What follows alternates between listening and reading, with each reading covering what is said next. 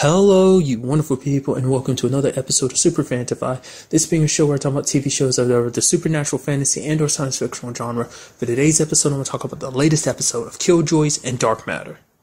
Starting off with Killjoys, a lot of interesting developments in this episode. For one, we learned that Dav can not only repel the plasma, he can also draw it into, in his own words, it's like how he makes Mossy dance, which is apparently what Johnny calls the little thing they got of those plasma things. They got it out of the mine a couple episodes ago. But that was very interesting. Like, he's able to, it seems, obviously we see the applications of it later on when he pours that slime, the plasma, on that rock, and then he's able to kind of use it almost like telekinesis because he can push and pull it, so he kind of throws it and has it bounce all over the place. So he's like, maybe if he can learn how to control it, he's talking about maybe I could be able to kill level 6s, because at this point level 6s can't be killed because they'll just automatically heal. But that's kind of interesting development. I mean, granted, it seems like there are, like, simply tapping into the slime itself isn't enough to get into contact with, keep an eye on Klein, because it seems like the slime they had was from Mossy, and it could only tap into him, because basically the plasma that the Sixes uses is kind of modified, so they basically have to find original slime, but modified. I had a hard time understanding that. I'm thinking, Mossy and his kind have their blood is plasma, but it's from their blood. You do need a modified version of it. It's to my understanding.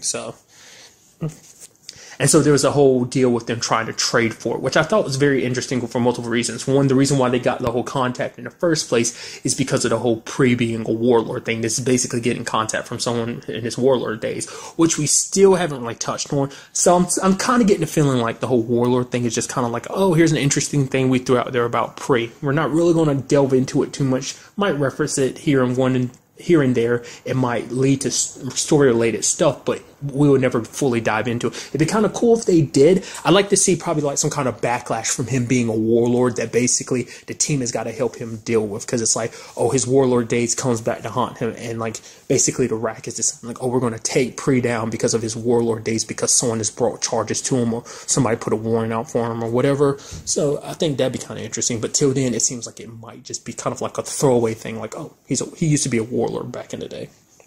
But basically, we ended up meeting that guy, what was his name? Romwell.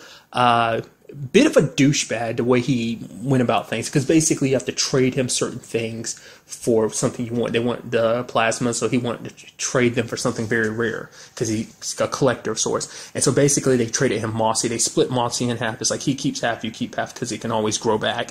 But then he was like, okay, and here's the slime you wanted by taking it from his half of Mossy. And they're like, whoa, what the hell? He's like, you never specified what plasma you want. I was like, that's a dick move. And then his androids are pulling guns on them, mainly because Dutch pulled a gun on them. But then he turned it into, okay, now you kind of escalated the whole deal. Now you have to trade for your own freedom. It's like, wow, you are such a dick. That is such a douchebag move.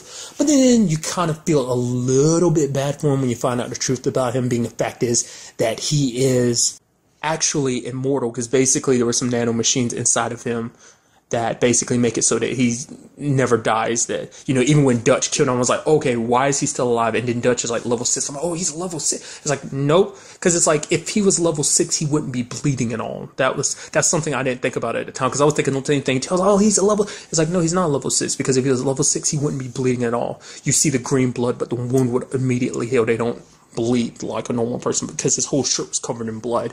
But basically the nanomachines have kept him alive for the past 400 years. Plus, when you hear his backstory about the whole basically his planet was invaded, he was tortured, you end up finding out that basically his planet was taken over by some invaders, but he hasn't been back since. And the main reason for that was because he actually ratted his planet out and told its defense, told the invaders its defense mechanisms, and that was kind of the last we really heard of it. So we don't know whether they destroyed his planet or simply occupying it. We don't know.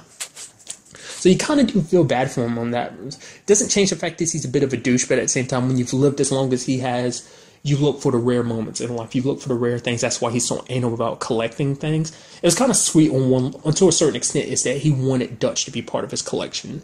Sort of. I mean, really, he wanted Dutch in his life because it was like, she's not like anyone else he's come to know before, and he just wanted something new in his life, something that can't be acquired. I mean, granted, it does come with a downside, because he is immortal. Basically, any woman he's ever fallen in love with, women come and go for him in his life, because it's like he will always outlive them. And speaking of adding things to the collection, I did like the fact is, before that was all revealed, that he was going to add Johnny and Dav to his collection. It's like, oh, I've never had brothers in my collection before. So that was kind of interesting, that basically they'd have to be sterilized and then broken down to their base elements, like their molecules. Like they would cease being what they are, and basically they had to fight back against those androids, which went pretty much terribly, because they ended up getting their asses handed to them. Constantly loved Davin's dialogue through it, just like it had its legs around him. He's like, whoa, you're messing with my baby makers, because it's basically squishing his hips, I guess. And at the same time, it was choking him. It's just like the worst hand job ever. Johnny's getting his ass handed to him. But I really like the fact is that Johnny ended up essentially using a quote-unquote app to basically download Lucy into one of the robots, which instinctively I immediately thought of. There was a similar episode like that in Doctor Who, where basically the TARDIS got downloaded into a body, but sadly, much like the TARDIS episode, it was only like a one-off thing. I was thinking it would be kind of cool if Lucy was able to keep the body, but sadly not. It was interesting that she was like, okay, we don't know how this is going to end, so you might die soon, so Johnny, let's kiss. And Johnny's like, wait, what? Why would you do this? Just like for the experience, because she's up there touching Johnny's face. I'm like, wait, this right there. I knew it was like, okay, this is about to go to a weird area. And she's like, kiss me, and he's like, I don't know about this. She's like, think about it. This could be your one opportunity to kiss a robot. And Johnny was like, well, come on, I have to take the opportunity. And then he kisses her, and then Dav's like, oh, come on, bud, don't. And then I love the fact that Lucy used one of her fingers to kind of create sparks, and he's like. She's like, what is that? She's like, there's supposed to be sparks flying. He's like, it doesn't really work like that. And I also love the way she refers to those robots, the androids, when they were trying to hack into her. And she's like, yeah, I'm being hacked by those bitches who shot me. It's kind of a shame. It would have been cool to see Lucy keep the body and her piloting herself. I don't know. I just think that would have been sweet. But granted, I had a feeling it wasn't going to last long. That was always the thing, though. Out of anyone on that ship, Lucy cares for everyone, but obviously she cares the most for Johnny. I think she has most of a thing for Johnny. I don't remember. I vaguely remember what the episode title of this was. It's called, I think it's I Love Lucy, I think is what the episode title is. I could be wrong, but it's something like that. And definitely, I don't know if it was right there, referencing I Love Lucy, or, was it close to it? I don't remember, but nevertheless, to me, that made me think it was going to be an episode about Lucy going out of control or something like that, like someone hijacking Lucy in that regard. But I didn't expect it to turn out like that, so that was pretty cool. I mean, that's why I kind of find it very interesting that Lucy is so okay with Johnny and Potter being together, because it seemed like Lucy would be a little bit jealous, but I guess she's able to put her jealousy aside.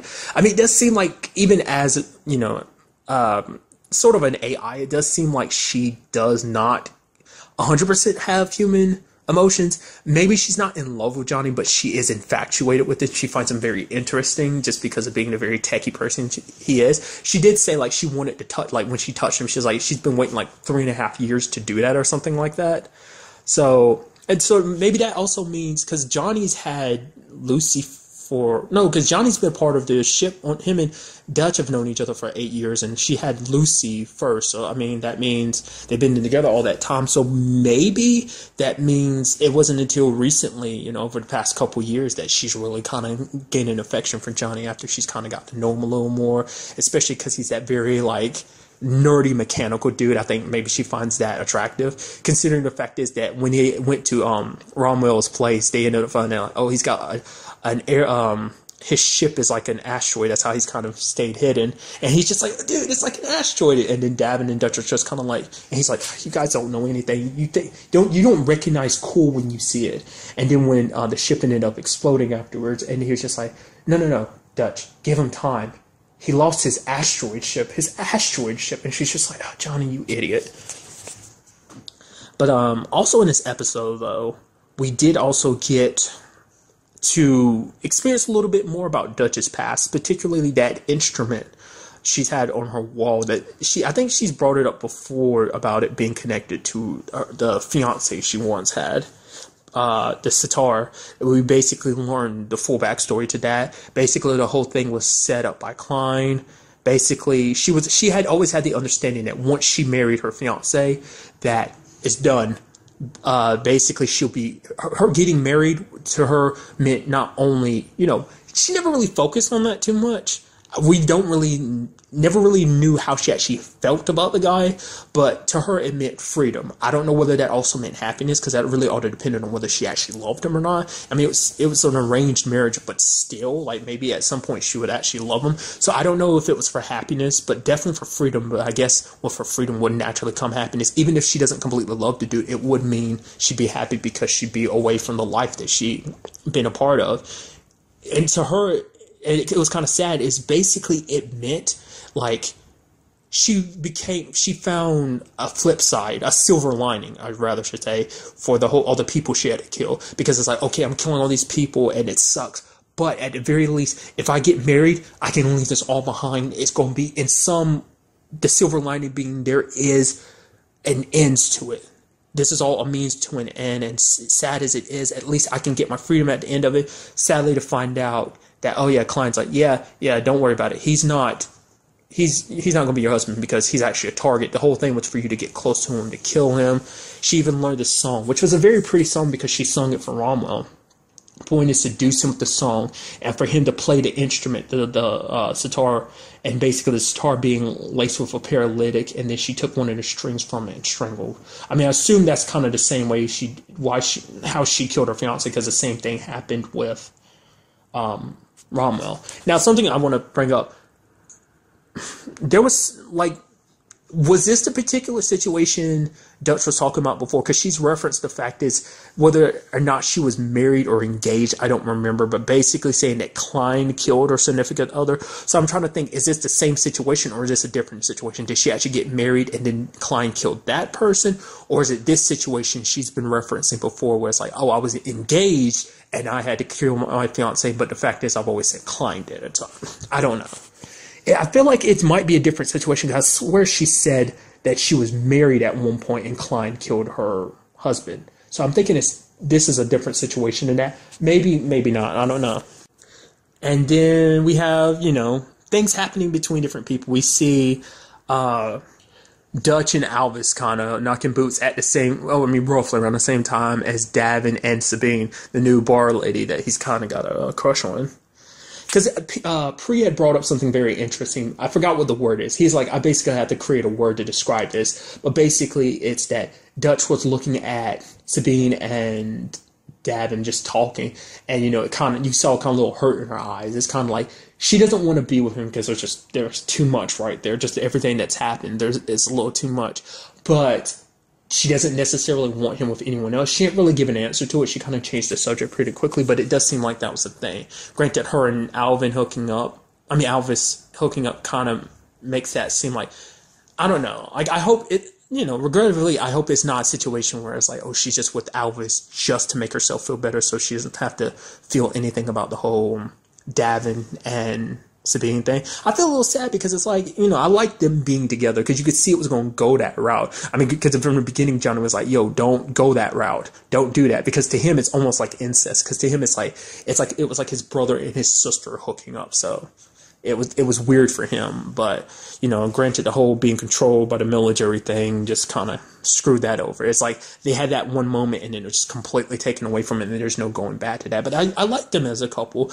But at the same time, as long as they're okay moving on, then at the end of the day, it's okay. I get the feeling, though, things are going to progress to the point where it's like, okay, they're going to find their way back to each other. Especially considering how this episode ended with the whole Sabine thing. I don't know how to interpret that. Basically, I had a bad feeling with the way things were setting up. I was like, something bad's about to happen. Legitimately, something my mom was like, the way this camera was kind of zoomed out and it showed her chest. I was like, okay, she's about to get stabbed, isn't she? Something's about to go through her chest or something. It's just going to be something horrific. Someone's going to come up and kill her while her and Davin are doing their thing. But it's like, no. Green goo starts forming from her eyes. I'm like, wait, whoa. She's a level 6. She doesn't act like a level 6. So, that brings up questions like, was she always a level 6 from the beginning? Or was she recently turned into a level 6 when Davin wasn't around? Just because it's like, you're getting close to Davin. Well, we need to keep an eye on Davin, so you're going to be our inside gal. Or is it something else? And what started happening to her? It started flowing from her eyes, and then it's like you see her laying on the ground, and it's just like a large pool of green plasma behind her. So it's like, is it a reaction from being with Davin? Because, maybe the stuff inside of her was repelling itself because of being in the presence of Davin. I mean, because, maybe it's not something, he probably has to focus to really repel it. Just like he has to focus to draw it in, maybe he has to focus to repel it. But I don't feel like in a situation he'd be in a position to be focusing to repel it because, not unless it just happens on instinct. I don't think it does. So I don't know where to interpret that. Like, has she always been a level 6 or is she something different? Like, could she be, made to be like that or something? Like, what I'm saying is, could she be artificial human in a sense that was made, or, she was never just a person, she was something else and was made into a level 6. She was always meant to be a level 6. She's a created level 6. Not like, in Fancy's position, he was a person first and then became a level 6, or Klein in that regard, which we still don't know about that, though. That'd be kind of something interesting to learn about, Klein before he became a level 6. Who was he before he became a level 6 and what made him be in the situation he was in. I'm quickly going to divert from this, and I will talk about something else really quickly, but I want to bring up the fact is that Romwell brought up the fact is that the things that invaded his planet over the centuries he's been alive, he's heard murmurs about them coming to the quad. So that makes you wonder, could this be the danger that Klein is preparing for? That basically the higher ups, who's ever behind this whole level 6 thing, is preparing for it. Maybe that's the whole point of level 6 is to prepare for this evil that's coming. Maybe, I don't know. And then quickly, we had Alvis kind of talking a little bit more about the plasma. Like, my interpretation of it seemed like the plasma is connected to immortality. That's kind of why the Scarbacks do what they do, scar themselves. It's because proof that they aren't level 6s to show that they can bleed. That was my understanding of it. Maybe I completely misheard that and didn't really, it's one of those things I don't really 100% understand. So I don't know. We're getting some very interesting developments. I'm very curious about the whole Sabine thing. And I wouldn't mind learning a little bit more about Duchess Pass. We know big chunks, but not everything. Like, everything she's going through connected to Klein. So I guess for now we've hit the big points of just what kind of stuff he's put her through. So can't wait to learn more, see where everything goes next episode. And now moving on to this week's episode of Dark Matter, a very good episode as well. Basically focusing heavily on Nyx. I was wondering if we could get answers about her past, and we kind of do. That basically her and her brother Milo were part of an experiment that basically wanted to combine, basically take all human, a group of human minds, basically her brother, as well as a lot of people from their planet or whatever, to meld their minds together as one to basically see if they could surpass a computer's processing power. Could they think faster and further than a computer could? And because Nyx basically made up this whole operation about getting this drug Shadow and basically going to sell it, so the Raza can have some money, because they basically have to arm up because they finally know the name of the person. I didn't remember it. They finally found out the lady's name, the one that was after the thing that 5 has. Wanted to finally go after her, but they're not ready for it, because it's she's pretty well armed, so it's going to be pretty impossible to get to her. So basically they're going to have to arm up first. So that was the whole point, of stealing the Shadow. But basically Nyx had lied, because her main reason for going there, yes, the Shadow was there, but it was also to get her brother. So that was kind of interesting. I'm surprised the whole waning him off of Shadow thing went as well as it did. I thought it was going to be kind of a bad thing, but it seemed kind of he's struggling a little bit, but he's fine. It never seemed like it was a very big deal with them pumping it into his veins, because it seemed like it was going to be a very addictive drug, because it makes you hallucinate and everything. But that didn't turn. I guess show episode purpose wise, they needed him to be clear headed. So that was kind of interesting. But to be able to see, you kind of got tapped into what they're really capable of, this experiment, as well as Milo, because essentially they're able to almost predict the future. It comes down to probability. They intake a large amount of information and they're able to look through it and kind of predict how things will go, the probability of this happening. Like, that's how they were able to figure out the Raza's movements up to a certain point. I mean, they didn't see the Raza coming to attack them because Milo knew the chances of them coming there because, like, of who they are, plus Nyx being on board. But he kind of skewed the details a little bit, so that's why they weren't able to see them coming. So I think this also explains Nyx's ability where she's able to kind of predict things ahead of time is because of that too. Basically, her people have something, essentially, I forgot what they called it, but essentially it's attuned to intuition. It's essentially like a heightened intuition / a gut feeling. So that's why they're able to predict things. It seems like out of everyone that's a part of an experiment, Milo is the best, you know. So granted, by the end of it, that was sad that he did have to kill himself just so he made sure that they didn't have him anymore.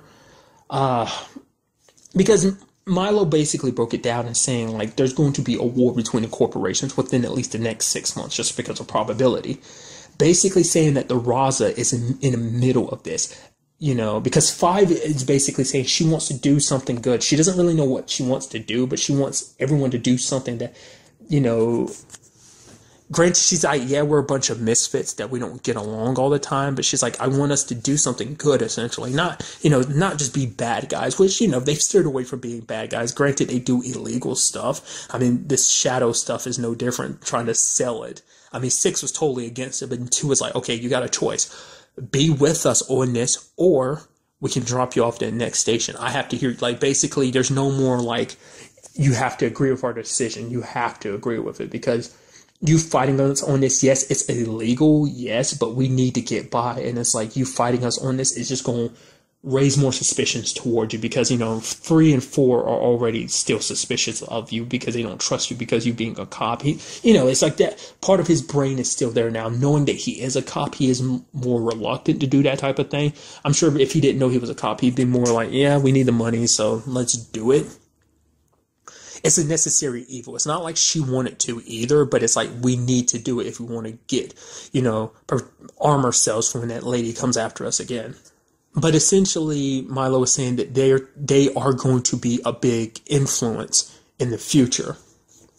That basically, just compared to what he knows about them, they're going, you know, with the war coming like this, it basically throws all probability off. Things become fluid, meaning there can be easy change within it. So even one person, or in their case, a group of people, or even just one person amongst that group, has the potential to make drastic changes to the future. And he sees that they have the potential to be something great to affect everything in the future. So, but rather than being used as a tool to be used against them, he decided, basically he wanted to give himself over, because it was it was a lose-lose situation. Because if he stayed aboard, basically that meant the destruction of the Raza. The Raza crew would be in danger, because it's more than just him. Like I said, they're very important to the future, and he's not going to risk their lives, especially his own sister's life too. So he turned himself over, which sadly he did kill himself just because he didn't want to be used anymore.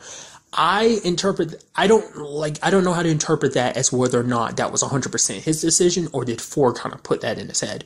Because earlier he had mentioned, like, okay, there's a probability of someone betraying you, and 4 is like, okay, it already happened. No, it already happened. He's like, no, it's going to happen again. Someone amongst you is going to betray you. Now, what I'm saying is this supposed to count as the betrayal? The fact is that 4 kind of convinces Milo to kill himself, and then Nyx is kind of like being okay with him, not realizing what 4 did. You know, they're training near the end of the episode. She's like, thank you for getting to know my brother. You know, because he's the one that gave him the knife anyway, because that's the same knife that 4 had when he was carving up his apple earlier in the episode. And I guess Milo had it on him the entire time, or did 4 give it to him at the end? I don't know.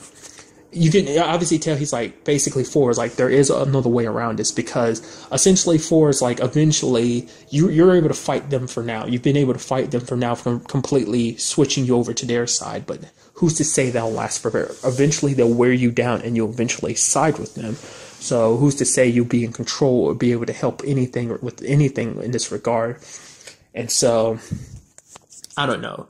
Is it mainly because of his conversation with 4, or is it just because he was going to think of something like this in the first place? I don't know. I feel like it's mainly because of 4, so I don't know. Is that supposed to count as the betrayal because he didn't tell Nyx? I mean, because he kind of betrayed Nyx, because now she thinks her brother's, he's alive, but he's in captivity, but he's alive. Now she doesn't know the fact is that he's dead. Granted, this doesn't affect the seers that much. I mean, it does in the regards of, as we've seen with the whole Raza situation, they were able to predict things even without him, obviously, because ain't it like over 100 people there or something like that? I don't think, did it ever specify exactly how many people were kind of caught up in this experiment? Apparently the one leading the experiment, because I don't think we actually saw him this episode, the seer that we saw the most, the one that talked the most and would, he wasn't the actual head honcho that led the rebellion, because basically they rebelled against the company that started this experiment and killed them. But one of them, the guy who led the rebellion, ended up taking over and was like, oh, we got to continue the experiment. So still doesn't explain how Nyx got to where she is. Well, no, it did, because basically we saw her break out. But I guess she was always trying to find her way back to her brother. She just needed the right opportunity. So it's still that situation of, we know exactly where she began a little bit to a certain degree, but we still don't know exactly how she ended up at that GA prison at the beginning of the season. So that's still kind of a mystery. I mean, when it all is said and done, it makes you wonder what will Nyx do when she finally realizes that her brother is dead. Because the Raza crew is going to come back after him. It's kind of interesting, like, to see them as they are, because they've grown from, like, being some of the most notorious people in the galaxy to being very anti-heroes. Like, who they were originally. They were really, really bad people, but now they're more like anti-heroes. Yeah, we do some not the most okay stuff, but we're not as bad as we used to be. We're trying to be good people, so it's kind of interesting in that regard. So it's going to be interesting to see what 4 does when they find out, like, okay, it's like, okay, we're armed up and we're ready to take on the Seers again. Okay, I'm pause that for a second because I completely forgot the point I was trying to get to earlier. The fact of the matter is, Milo was the best of them, though. So granted, yes, they were good, but with Milo, they were even better. So without him, their power and prowess has gone down a lot. Not enough to completely shut them down, but it does set them back a bit. So it does make you wonder how drastically that will affect them. It's got to affect them pretty bigly, because on a big scale, because Milo, like I said, was the best of them. But going back to it, it's like, what will 4 do? Will he tell them the truth? Be like, there's no point in going after the Seers because her brother's dead. It's like, how do you know? And then tells them the truth or not? I don't know. At the same time in this episode, we also got introduced to the android going back to the way she was. She's wearing a new outfit and everything. Essentially, she's like, I'm going to keep the upgrade, but I'd rather, use it only in regards of, like, when I'm off the ship, kind of like undercover work. But till then, I stay myself because, she essentially too was like, so you miss being you. You want to just be yourself, because being who she was last episode wasn't really her. It was just kind of a modified version of herself, kind of like someone that she isn't. This android version, yes, the android her is the real her. Granted, that includes her quote-unquote flaws, the flaws in her personality and stuff. She said it was just because she wanted to be herself, which I get, but at the same time, it makes you wonder, is it also because of last episode, because of that slip-up, and remember that program being like, oh, you let this upgrade get to you, and you made a mistake that could have caused the Raza crew their life easily. That could easily affect them in the future. She brought up something like that. So it makes you wonder, is it also because of that? I think that highly is. So that's kind of interesting, because it does seem like the android is taking precautions too, like, just in case when we're on the ship, I'm going to remain myself so that I'm the most level-headed and keep, make it so that the ship, even in her quote-unquote flawed state, she does still do a good job of keeping things very a calculation towards, like, how things should be handled, so it does seem like a good step in the right direction, that she's like, okay, when I'm on a ship, I'm going to act like that. But when I'm off the ship, I'm going to be an android. So be the more upgraded version of myself, or kind of have a bit of personality. So it's going to be interesting seeing her flip-flop between the two. I feel like that is going to lead to something. Like I said, I just know that personality thing is going to turn into something else. It makes you wonder, will she run into that other guy again? What was his name? Vincent? The one that gave her the upgrade in the first place, him and his other androids. I feel like they are going to cross paths at some point. But it does make you wonder, how will that turn out? Would it be under good circumstances and bad circumstances? I can get the feeling like it might be a situation where like Vincent is running because him and his other androids have been found out, and basically the android's like, oh, I want to help him, but some people on the Raza crew are like, yo, we got you as an android, we don't need another android up here. So not unless she keeps it quiet about him being an android, that he's an upgraded android. I don't know. I feel like in regards like that, it's probably going to turn into a situation where it's like, oh no, like, it's okay, we're criminals too, so it's okay, we'll help you out, because you are technically a criminal, because you're an android that's upgraded yourself to kind of have a personality when you're not really supposed to be like that. You're supposed to be a set android that has someone to control you and everything. And blah, blah, blah, blah, the point I'm trying to get across. And then we also have the Devin situation, because we saw him take some of the shadow. He only took like one case of it. Granted, 5 did catch him with it, but he was like, oh, I'm going to use this on Milo, so, wane him off the drugs. And she was like, oh, okay. And she kind of gave him a look. Like, I think she's slowly catching on. We saw him load it up. He didn't actually shoot himself up with it, did he? I don't think he did. Maybe he did, and I'm just not remembering. But I'm just waiting for the turn to happen where it's like, okay, he ends up screwing over the group. Makes you wonder, could that possibly be the betrayal? I don't know, because it all comes down to whether or not the whole 4 situation counts as the betrayal or not. There is that whole thing with 2 at the end where she's like holding something and then drops it, and like her hand's kind of spasming out. I'm thinking maybe that's something flawed with her. Like maybe she needs constant injections of something to keep the nanites inside of her okay. Or maybe it's something about the people who made her. Maybe they're slowly taking back control of her systems or something. Maybe that in itself will become the betrayal. I don't know. It leaves so much up to interpretation. And like it'd be very interesting to see how that all play out in the end, like where this betrayal is going to come from, because it's all something we're going to constantly like, oh, is it them who's going to betray them? I mean, because I doubt we're going to be in a position where 6 is going to betray them again. I hope not, for his sake, because it's finally to the point that 3 is willing to accept him again, which was pretty funny in this episode. We ended up having 3 piloting the Marauder, and he ended up leaving a little sticky note for himself not to touch that particular button. He's like, I've been practicing. He's like, I learned the hard way not to press that button. But the fact of the matter is, him and 6 were stuck on that planet when they were hiding away from the Seers. Basically, that the air was filled with the acid that was basically eating away at the Marauder, and they were just there by themselves. And essentially, we had a conversation between 3 and 6. Like, essentially, 6 was like, you're just looking for any reason to be mad at me. And then, 3's like, yeah, I mean, I have the right to be mad at you. You betrayed us. And he's like, I'm sorry. I betrayed you. I thought I was doing the right thing at the time. But essentially, 3 did forgive him. He's like, it won't be quite easy for me to forgive you for what you did, but, I'm taking steps toward that direction. So it seems like, slowly but surely the team is kind of coming back together. Still don't know how 4 feels about him. I did like the fact is, what was the conversation that they had? Essentially, when they found out about the whole Nick situation, about her lying and everything, and 3 was like, yeah, okay, yeah, no, how about we don't give them a cut of our, like what we get for selling the shadow, because I don't believe we should share our money with liars. And 4 was like, so I guess that means we shouldn't give you any of it neither. And he's like, well, I haven't lied recently. So that was pretty good. So it's very interesting. Like I said, 4, we don't really know about how he feels about 6. He's very quiet about how he feels about people. If he hates someone, he's not really letting it be shown, because we haven't really seen much interaction between him and 6. The main ones we've seen is 3 and 6, because every time 3 was around, he was just like, oh, he was filled with so much content towards 6. So it'd be kind of interesting to see where everything goes. Like next episode, I'm very curious to see what the betrayal is going to be like. Like I said, it's most likely, I'm feeling like it might be 2, just because of whatever her situation is with that whole hand thing. That's going to turn into something. Maybe it might even be the android. Like I said, maybe she'll end up choosing the other androids over the Raza crew or something like that. We'll just have to wait and see. But that's really all I want to talk about in this episode. Till the next time we meet, be happy, be safe, live life to the fullest, and enjoy it. Good day and goodbye.